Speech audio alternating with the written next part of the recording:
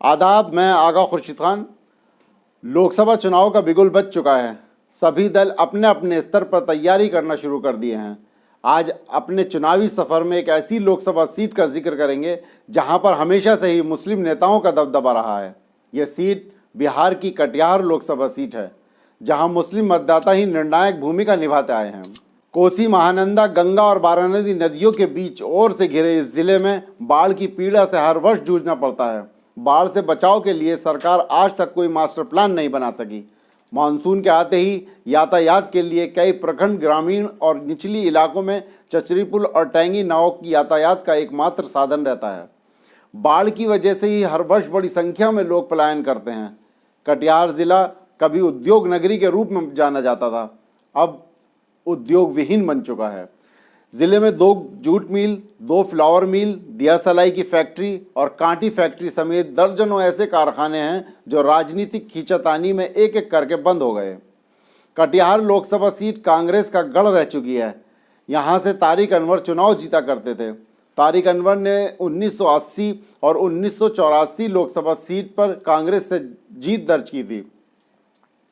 इसके बाद 1996 और 1998 लोकसभा चुनाव में इस सीट पर जीते थे। तारिक अनवर ने एनसीपी से चुनाव लड़े और जीत दर्ज की। इस सीट से पूर्व केंद्रीय गृह मंत्री और जम्मू कश्मीर राज्य के मुख्यमंत्री रह चुके दिवंगत मुफ्ती मोहम्मद सईद यहां से किस्मत आजमा चुके हैं। वे 1996 में यहां से उम्मीदवार थे और हालांकि तीसरे नंबर पर रहे। इतना ही नहीं, कांग्रेस के पूर्व अध्यक्ष सीताराम केसरी यहां से 1967 में लोकसभा के लिए निर्वाचित हो चुके हैं।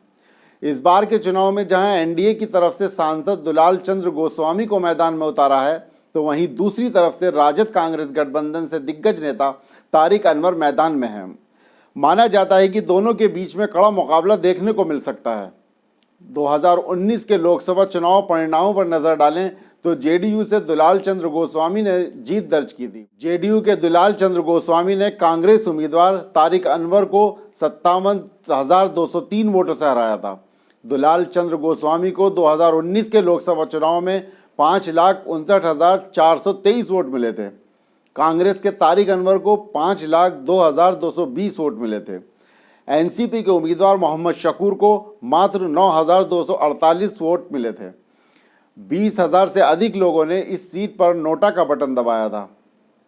तारिक अनवर लंबे समय से कटिहार लोकसभा क्षेत्र में सक्रिय रूप से काम कर रहे हैं। 2019 के लोकसभा चुनाव हारने के बाद तारिक अनवर ने क्षेत्र नहीं छोड़ा। बाढ़ जैसी स्थिति में भी क्षेत्र के लोगों के बीच खड़े रहे, जिसका फायदा उन्हें लोकसभा चुनाव में मिलते हुए दिखाई दे रहा है। स्थानीय लोगों से बातचीत के दौरान मालूम चला कि तारिक अनवर कटिहार के लोगों के लिए दिल्ली से लेकर अन्य प्रदेश में भी मदद करते रहे हैं, जो तारिक अनवर के लिए सकारात्मक पहलू है।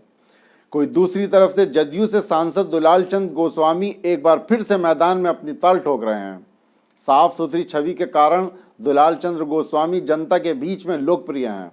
हालांकि कहीं न कहीं क्षेत्र के लोगों के बीच में सांसद को लेकर असंतुष्टि है, जो एनडीए गठबंधन के लिए भारी पड़ सकता है। बेहद साधारण परिवार से आने वाले दुलाल चंद्र गोस्वामी की राजनीति की शुरुआत भाजपा कार्यकर्ता के रूप में हुई थी। 1995 में भाजपा के टिकट पर वह पहली बार बरसोई विधानसभा से चुनाव जीतकर विधायक बने। फिर 2012 में निर्दलीय प्रत्याशी के रूप में बलरामपुर से विधानसभा से चुनाव जीतने के बाद वह जीतन राम मांझी सरकार में मंत्री भी बने थे। जातीय जनगणना पर 41% मुस्लिम, 11% यादव, 8% स्वर्ण, 16% वैश्य, 18% पिछड़ा और अत्यंत पिछड़ा वर्ग और 6% अनुसूचित जाति एवं अनुसूचित जनजाति के लोग शामिल हैं। जातीय गणना की रिपोर्ट के मुताबिक जिले में करीब 52.5% लोग साक्षर हैं। कटिहार लोकसभा क्षेत्र की 6 विधानसभा सीटों में बीजेपी और कांग्रेस के पास 2-2 और जदयू और भाकपा माले के पास 1-1 सीट है। राजनीतिक इतिहास की बात करें तो साल 1957 में यहाँ पहली बार आम चुनाव हुए थे, जिसे कि कांग्रेस के अवधेश कुमार सिंह ने जीता था। उन्हें यहाँ के पहले सांसद होने का गौरव हासिल है। 1962 के चुनाव में यहाँ से प्रजा सोशलिस्ट पार्टी की नेता प्रिया गुप्ता सांसद बनी।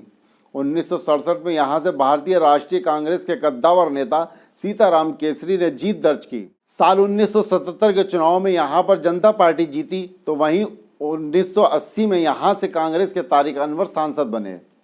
वो लगातार 2 बार इस सीट पर जीते, लेकिन 1979 के चुनाव में जनता दल के नेता युवराज सिंह ने उनकी जीत की हैट्रिक को पूरा नहीं होने दिया। 1991 में भी यहाँ जनता दल का ही राज रहा। बिहार के गवर्नर रहे मोहम्मद यूनुस सलीम ने यहाँ से चुनाव जीता, लेकिन 1996 में यहाँ कांग्रेस की वापसी हुई और तारिक अनवर सांसद बने।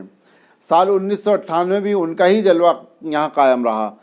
साल 1999 में भारतीय जनता पार्टी के नेता निखिल चौधरी यहाँ से एमपी बने।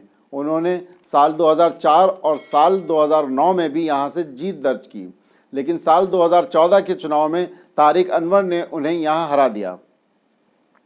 यह हार बीजेपी के लिए बड़ा झटका थी, क्योंकि निखिल चौधरी की हार मोदी लहर के दौरान हुई थी।